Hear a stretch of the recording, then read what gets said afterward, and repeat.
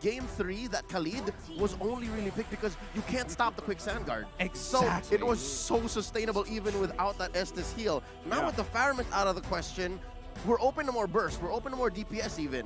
So you can expect that these team fights won't last too long. If somebody goes down, 2 or 3 maybe, then the opposing team pushes that advantage. Now we're waiting for one more ban. I'm guessing you want to take out something from the XP lane. If you're Malvinas here, take out something side laney, because the mid and the jungle are moral flexes these days. I'm looking at a Fredrin somewhere in the first 3 picks from either team.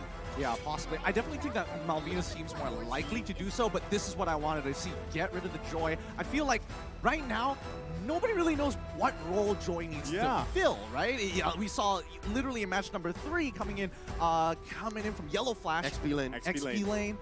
But even when I look at Naisu, I'm like, you cast a top I was class. gonna say, what's weird is seeing Joy, even in a previous tournament, like they put her in the jungle, they put her in mid, they put her in the XP lane. Where does she fit, and where does she actually excel? I think throughout the tournament, it's gonna be similar when we were at MSC. Where does Julian work better? Oh, exactly. No. Here we go. The Kaja is a roamer, I believe, going to the hands of Yumski, and now swinging over. I'd say the Fredrin's still good here. I think Fredrin overall is going to be good, even if you do get hit by the Kaja. At the very least, you have enough HP to kind of hunker down. You don't mind. Yeah, and I think at this stage of the game, Malvinas Gaming have a really good opportunity to punish. There's still a lot of priority picks. The Farsa, for example, a really good one to distance their opponents, but they even get the carry, and I've heard a lot of things about this attack speed carry shredding through the entirety of Mobile Legends. They got buffed. Carry got buffed recently, and I believe today alone, Carrie has been going bonkers. I think that's what the kids say. That she's been going bonkers. I think that's around the sayings here, right? So we'll see if Pinwheels go bonkers in this game. But still, you already have so much damage just in these 2 picks alone. You want to make sure you can protect that damage, right? On the other side here, Todak going to lock in one of my favorite jungle picks here, going to be the Hayabusa, but they also taken the Valentina. I thought for a moment there it was going to be the Valentina, that was going to be your favorite, but then I remembered Gord, and I was like very confused for a moment there, but don't worry about it. The Hayabusa is going to be quite an interesting position, right? Because again, it's quite dive heavy, and you need to take out this carry, or maybe even the Farsa. Yeah, that's a clear answer by Todak. It's saying you pick the softies. All right, we're going to go ahead and get the natural predator here. And I like the Valentina. It really doesn't say anything. Can still go into a side lane. Again, it's Todak we're talking about here. So they can do that, or keep it in mid. So there's so much still going on for Todak. And there's the Fredrin. Again, you want to have that frontliner, and even if you do get pulled in, and even if you eat a face full of a shadow kill, you're fine. Yeah, absolutely. I think one of the good things about Fredrin is even though Hayabusa is able to get one item and even out the scale against the Fredrin, naturally, until Hayabusa maybe gets 3 items, 4 items, it still has to stack up his passive against a Fredrin. He gets to walk away for free. Fredrin can do what he wants to do. Again, that's why I think we have, first pick, that Kaja, allows him to have that Divine Judgment. You can hopefully get the right targets to pick off that you want to. And then again, you have Valentina too, right? So if you want to go Feathered Airstrike to Feathered Airstrike, have that burst potential on both sides, find a lockdown, and then by that time, Hayabusa's online, ready to go, that could work. And so far, that's the only win that Todak has on the Valentina. Yeah. So far, I'd say, save for the flex, again, the fact that it's Todak, comes with the territory, the Valentina isn't worth it yet, personally. There's not much he's picking up here. I think it's also to change the mentality of how Malvinas Gaming is going to draft, right? Yes. They don't want to give high-value ultimates over to Todak from this stage onwards in the second part of the draft. I mean, look at the ban so far. Malvinas Gaming is like, no gold lane, get rid of one of the strongest ones, all right? We've already got the carry. Naturally, Beatrix is going to go. But then we look at Todak and they're like, okay, they're going to be playing for the carry. They're going to be playing for their Farsa. Let's get rid of zone control. Let's get rid of ways for them to easily face check bushes. The only different order that I would like to see from Todak from this is if they say they left the Valentina, they didn't lock in the Hayabusa yet, because maybe Valentina, goes into the jungle and then you locked in your marksman, right? You have that because you can see all those last 2 bans were focused on those marksman choices. You bring up a really good point here. There is a good chance that Hayabusa might get chucked down into the gold lane to try and trade against someone who's naturally short range like a carry. Or an XP lane. Yeah, or an XP lane. But Wait, I don't want to go. Okay, well, let's not get theoretical here. Let's see what this pick is. As this ban, Cho gets locked in. Good peel coming in from Malvinas Gaming. Yeah, no, Rome Cho is all right. Again, Todak tried to choke it out, right? No Grok, no Estes. I think they were like trying to narrow it down to either a Cho or an Atlas, and they would rather just deal with the Cho. Again, pick off for pick off, and that's all right. Now, Todak, here we're going to finally see where that Hayabusa or that Valentina might finally go. Yep, they have to finish off their team composition here in the second phase. I'm excited to see what this is going to be, knowing how Todak likes to be wide. Irithil, save. Give it to Momo. I would argue that Claude might be the better way to go. It's an argument. Oh, it's not. Oh! Surprise. I feel this is so annoying. Todak, they do it in the local leagues and they do it here. They're like, this? Nah. Let's take it a step further. I'd say this is a double swerve. They're showing us we can flex, but no, we're going to actually keep it close to home here. And here's an old school pick. I haven't seen Uranus in a while. Yeah, this is rather interesting. Okay, so we know that Chiku is going, at the very least, Chiku is going into the gold lane. Momo is going to be going into the EXP lane. No shenanigans here. I think it's, so I'm happy. I am happy that this is what's drafted here from Kodak. I just want to see how it all plays out here, because even so, again, Valentina, you have a couple options. Feathered Airstrike, now you have the Way of the Dragon, still could help you. Still a great pick-off tool to pair with a Divine Judgment. But it's just two. It's just two picks. It's just two. It's true. And it's usually these two heroes, right? The Cho and the Farsa, you never get to see them out. They're usually hiding in bushes, and it's usually too late. So Todak have to play. They have to play on instinct, and they have to time their team fights better than they usually do. I'm not ready for this. I can already hear the chants here, but it's about to be time. The Malaysian representatives up against the Peruvians. It's going to be Todak up against Malvinas Gaming. Quickly, write down your predictions. Cheer for your favorite team as we jump right into the land of dawn. Oh man, I'm excited for this one. I like both team compositions, like I mentioned, but at the same time, when will Rival be able to get to that point where Hayabusa needs to be to get those shadow kills off and just work around that? Again, 5-man rotation is going to be strong for them. Given the lineup that MVG is rocking here, I'd say if they don't give the respect that Rival demands, Harley and Joker are going to have a hard early time in the game here, given that Stephanie needs to babysit them. Look at this. It's high and dry on Rival. So as long as there's only one of you around, best believe that feels like it's more than just one core item you need to build. This is so interesting. This feels like, you know, long seasons past. Momo, he's just going to have to, you know, sit on a stick all day while Chiku is having the time of his life as they have swapped lanes. It's a switcheroo, yes. Well, what this allows for Chiku to do is just dominate the Uranus. There's that range advantage. And then for Lapu Lapu, for Momo, is he doesn't even care. The carry doesn't deal much damage in the early game. You can dominate with your nukes, with your early game skills. Absolutely. I mean, look at this. They already got it half, but MVG, they want to go for something here. Can they actually pull it off? I mean, Yusuke, he sees what's going on, and giving that extra information to Chiku, I feel like Todak want to actually bring the fight to Malvinas.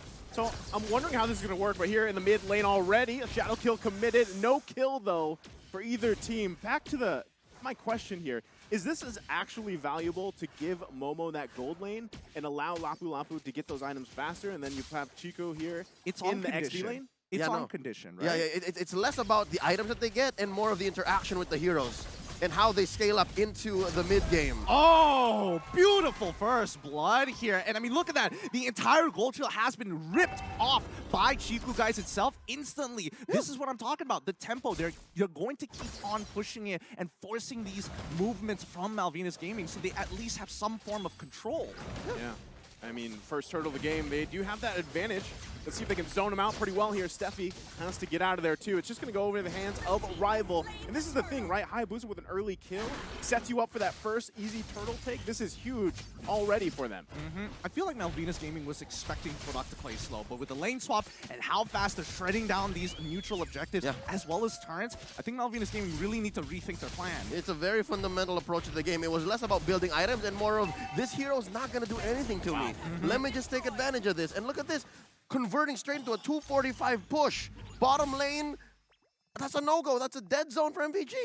Really beautiful map movements coming in from Todak. You can see the mid lane support run down to help Chiku guys, but at the same time, Hayabusa is not going to let free EXP and gold be a waste. Oh, Yumski! Oh, Yumski gonna go in with the flicker, and everybody there to back him up, but they can't get the kill just yet. Harley able to get it out of dodge, but it's Dragon that falls here in the mid lane. A little unlucky there with the Shadow Kill RNG. It ended up onto the Uranus, but looking at topside, Joel Cruel. Joel Crew gonna try to get out. There's the flicker in with the kick as well. Chiku guys gonna fall here. Joel Crew picking up a kill. Yep, fight started, and it was Chico guys who was actually ahead, right? Both on EXP and on gold, but they had the man advantage. MVG, they were just much, much faster. This is what I was talking about. If Steffi can hide in the right bushes, he can actually catch off guard TDK and maybe shrink this early gold lead. 1.5 in under 4 minutes, that's actually pretty big. Yeah, no, I think it's just the foreshadowing that Steffi foresaw. It's like, okay, you broke a tier 1, where's the next move you're going to make? You are going to have to run through the river or walk through the lane to get to that top side of the map. Oh, fully stacked here. Steffi gonna get taken out right away with a shadow kill to follow up. Forcing Harley out here with wings by wings, but another kill going to the hands of Todak. And now here's another concept that we have to understand. MVG, Steffi, he has so much to deal with, right? He has to protect both Harley and Joel Crew, and now Joel Crew's down. Yeah, there's nothing you can do to get out of that one. So now, brutal. you have to consider, yes, he can find these ambushes, but where does that leave him? He might be trying to do too much. He's getting overloaded now. Yeah, I think right now MVG, they're not entirely sure how they should take, what approach they should take with Todak, because even though topside ticket is already broken, you can see that Hayabusa and Lapu Lapu taking the initiative to hover around the turtle in case Malvinas Gaming doesn't touch it. Yep, so this is Todak's game so far. The first 5 minutes, almost 4K ahead. It's Todak who's making the decisions, and MVG just following to their pace. Okay, Leo, I think we need to talk about win conditions here, right? Because Malvinas Gaming, it feels like towards the later half, is going to have a bit of an advantage. Yes, but only if they can stop the initial TDK ambush. Like, it's TDK who's saying, we do this, what do you do next? They have to bait out those ults first. That's how it's going to happen in the late game. All right, it's about team fighting with 4K lead. Hopefully Malvinas Gaming, they don't lose their mid-turn, because with that, at least they have some form of safety moving around in their jungle. Well, I mean, not only that, but I feel like part of this was what we were talking about, the flexibility card that Todak likes to play here, right? And even so, when they switched lanes, I feel like that did something. But, Yomski gonna go in one more time. Steffi, though, able to survive. Rival finding Harley, though, gonna push them back into the jungle, and it's Joel Crew that falls. And now Dragon running as well. They might look for a crash down here. Conceal play comes in. Steffi falls. That was beautiful. And honestly, I respect it. And now the next one is going to fall with a complete wipe here. Joel Crew, I am surprised he was willing to flicker in for that. No, Gideon. You're surprised that Todak is this clean and this quick and this fast. No, it's expected. Come on. I don't want to be that guy. What do they call it again? There's a certain term. All right, let me stand up for this, put in some air in my lungs. It's called Todak Lunga! Exactly! See? So again, just in that one moment, right, about 5 minutes in, 5:15, you saw how Steffi was trying to bait out the Divine Judgment. And that's, again, a little bit of a trailer or a teaser as to how late game's going to happen. But you don't do that. Not like this. Not with 4K ahead. You're losing. You wait until that shrinks. I think now it's even more solidified that they have to wait. But with 7K gold lead, 6 minutes into the game, so far this is the biggest lead we've seen. It's because of that blunder. It's because of that whole cha-cha that, okay, I think we can fight him. Just wait for the ult, wait for the ult. No, you're not in shape yet. So for now, for MVG to try to recover, what they can do is hold back, wait for Joel Crew to get the items, and protect Harley as much as possible. Hide in your jungle! Hide in your jungle under your turrets! They're still going to go for it. There is going to be a trade here, though, across the board. Steffi for Yumski. So they're happy with finding a kill here, but still, is it going to be enough? They're still crawling from being whiplashed by Todak. I don't think that was as worth it as I would like to believe for Todak, mainly because Yumski had to use his flicker, and that's a very powerful tool, especially for Kadra players, to close that distance. I mean, yes, you would imagine that the initial gap closer would be good enough, but you need to combo it. So we'll see. I don't think they're going to do anything crazy until we do see Rival have his ultimate, and at the very least, Yumski has his flicker. Yep, looking at the items here, at least there's a Clock of Destiny on Harley, so all the more they have to stick to the late game plan. Clock of Destiny recently got reworked, so you get a little more stacks, a little longer the game goes. As for Dragon, I think Dragon is going to be key here to extending the game. He has to find another lane that he can force TDK to split up. That's what a Uranus does best, right? Like try to bait out opponents, and I think slowly, maybe after one more tank item, the Malaysians will be slowed down in their siege. So that's one way to do it. Just push one up, but no!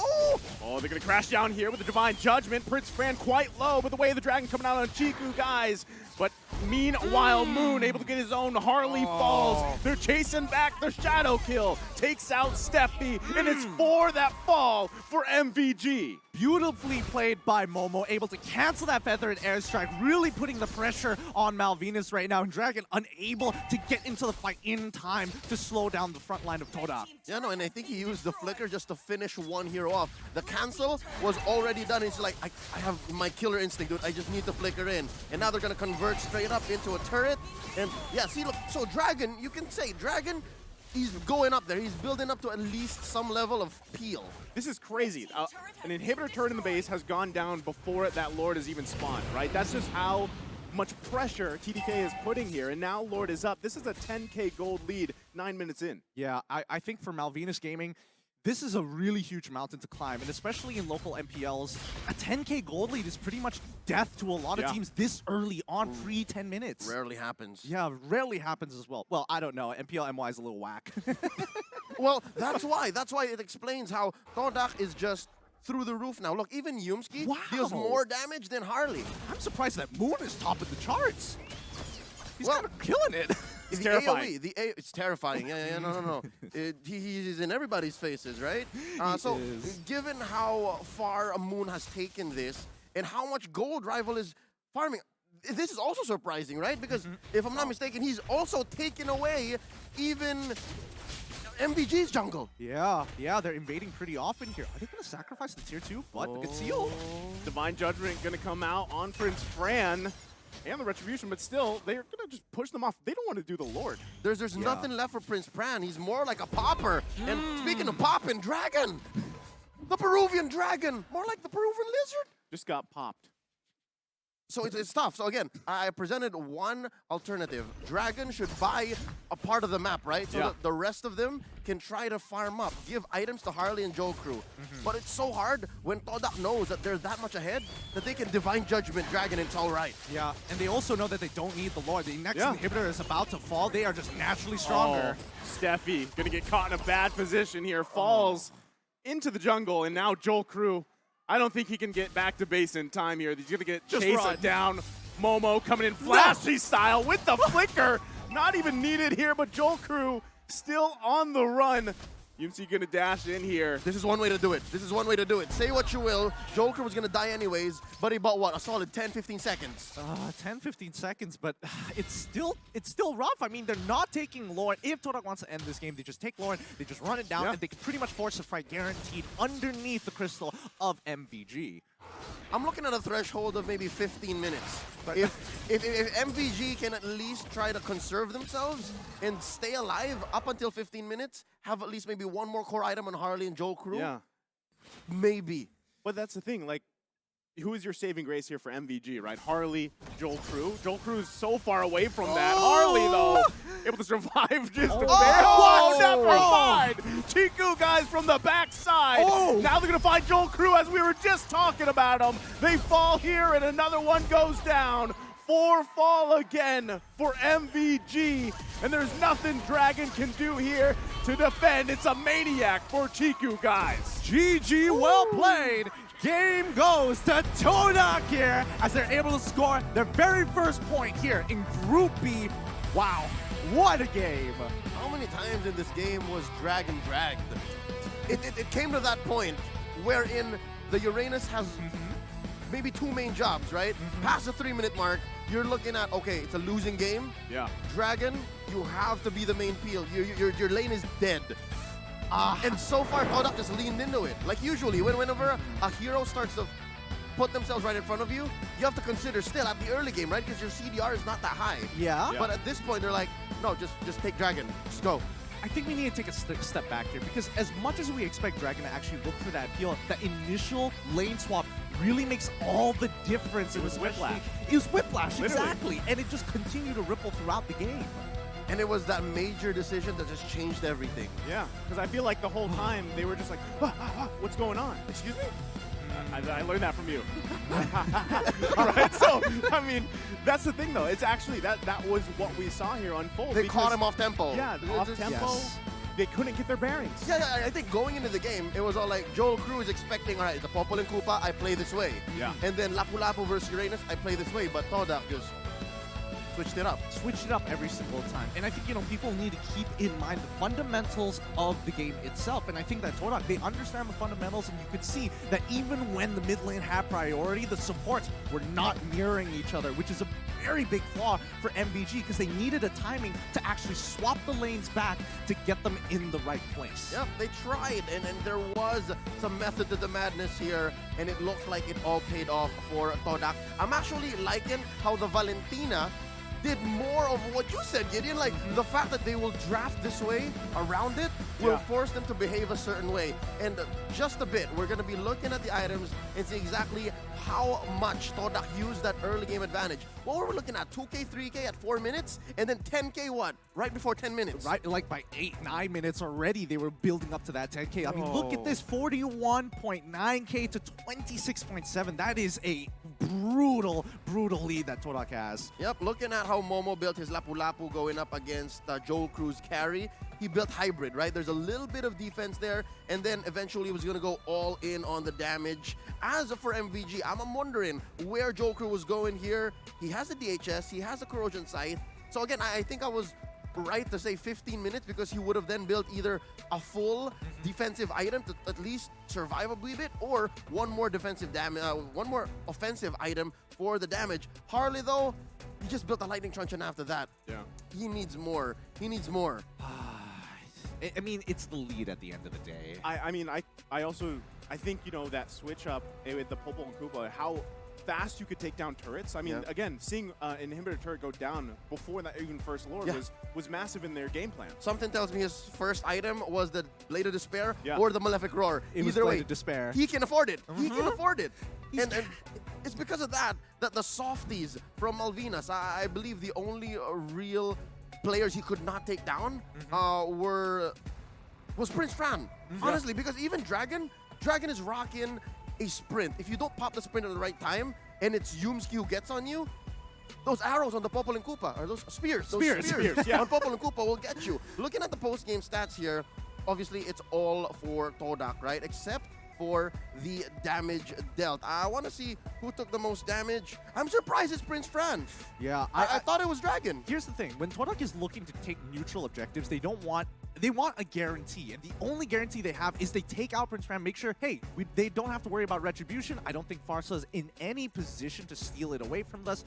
One Retribution down, we guarantee every single neutral objective. And they tried it multiple times with the Divine Judgment. Momo even trying to go for him, but mainly Yumski keeping a hawk eye on Prince Fran. And I'm going back to what I said during the draft. You know, you have two options for pickoffs with the Kaja plus the Valentina, and that's what we saw so often here. And it worked. Again, it already took that shaken up MVG and just pressed on the wound basically throughout the game. Yep. Oh, that's one way of saying it, but let's have a look at our MVP of this game. Let's reveal it. Who's it gonna be? It's Yumski, MVP of the game with a KDA of 1-1 and 15. His Kaja, man, you better hope he doesn't have Flicker. Yep, in the early game, what he did was eventually confirm kills for that switch up, right? He could have made the call, said, you know what, give hell to the carry, or help Chico guys dominate that lane. And then in the mid game, confirm more kills. Again, I think he has the most assists, 115, and the total was 22, right? Yeah. So he missed out on maybe, I was gonna say 25%, 76, yeah? So given what Yumski did for the squad, he allowed for everyone to do their job. He allowed for Moon to deal the most damage, again, pulling somebody, placing people where they need to be so that the Terrifies and the nukes from the Valentina did their work. And then again, side laners, and more importantly, for Rival to choke out Prince Fran and to take away everything from Malvinas, which led to this, I guess, if you can say, most dominant game in the group stage so far, day one. I think, yes, this is the most dominant, the most clean in a matter of fact, because in all of the chaos, when we look at these highlights, Yumski is looking for opportunities to open up Malvinas gaming. Yeah, there he is. Look. This is one of those moments in this game. What was this? 6 minutes in that made you say, oh, no, Todak wants to finish quick. And again, people have... I feel like the meta has progressed, but we also have to look back at history here. At the end of the day, Popo and Koopa is known for taking down towers like it's butter. Yeah, I mean, that's one of the reasons why you draft him. So that's what I'm saying is now this is being a game in day one. Even that lane swap, will other teams do this? Will they adjust to that? Because like you guys said, this is the most dominating game so far, right? You can learn a lot from this game here. And again, it works so well for TDK. Yeah, it just shows that ideology and understanding how each of the heroes work together makes such a difference. Yep, and this is something that we can take for the next games that we'll see where Todak competes, right? Against the lineup that they drafted against Malvinas, they can do this. Because again, they went in, and I'm about 80-90% sure that the switch-up was decided right even before the last 2 picks were made. So they're holding their phones, they're seeing the loading screens come down, the percentage is going, and Chico looks over at Momo is like, let's do I'm it. sorry, buddy. We're doing it. Yeah, no. That's how confident I am in knowing what Todak's plans were, because they executed so clean. But that's the thing. Even in the keys of victory, this is a team that can play any role, any lane, any position, basically, right? And that was proof. Well, with the game already said and done, I really have to think about this, because how is this really going to impact how people look at the meta? Is this truly the most effective strategy, or do they just understand the fundamentals that well? It's really, really tough to say. But this is only just day one for the time being. Hopefully, we're going to see more than that, because the next match, it's going to be Falcon looking to get the point for themselves to try and tie the odds in their group against Burn x Flash. That's going to be a very, very exciting game. We're looking to Falcon recovering, and then Burn x Flash making their debut here at the world stage. It's a big story that we can't wait to tell you guys all about. Any final words, Naisu, about Burn x Flash? I mean, I've heard so much about it. Can't wait to see it. And also, I mean, there was a surprise with Falcon, so maybe this is the recovery. But then again, Burn x Flash has been looking